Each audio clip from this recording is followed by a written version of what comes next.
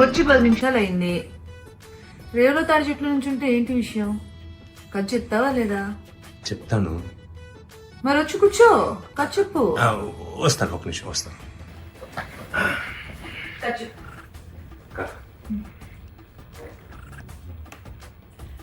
ఏమైంది? కథ రాసినప్పుడు కొంచెం ఇబ్బంది.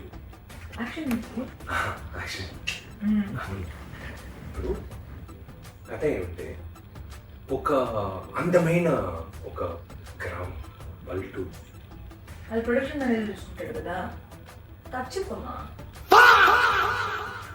చూసేసి ఒక అందమైన గ్రామంలో ఒక అందమైన అమ్మాయి. అది నేనే కదా.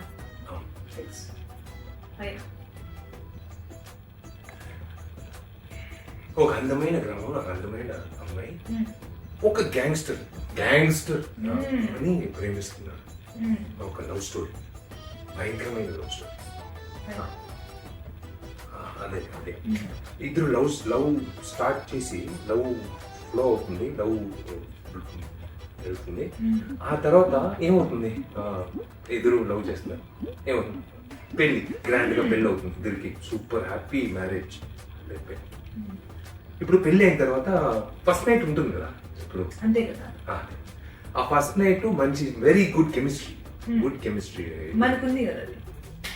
ఉంది అది అదే అదే ఆ కెమిస్ట్రీలో అక్కడ ట్విస్ట్. ఇప్పుడు బిడ్డ పుడుతున్నారు.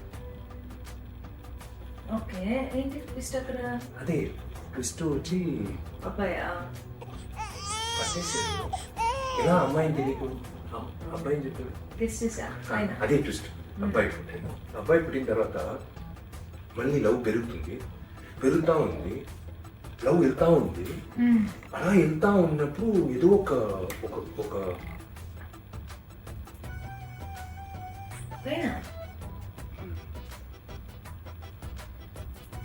ఉందండి, కథ ఉంది కదా. ఉంది. అది ఏమంటే రాసినప్పుడు కొంచెం ఇది తగిలింది కదా, అది మధ్యలో వచ్చి కథ చెప్తాను. అందుకే ఇది ఉంది, కథ ఉంది. నేను డాక్టర్కి వెళ్ళేసి అలాగే రాసేసి వచ్చేస్తాను. ఒక నిమిషం వచ్చేస్తాను.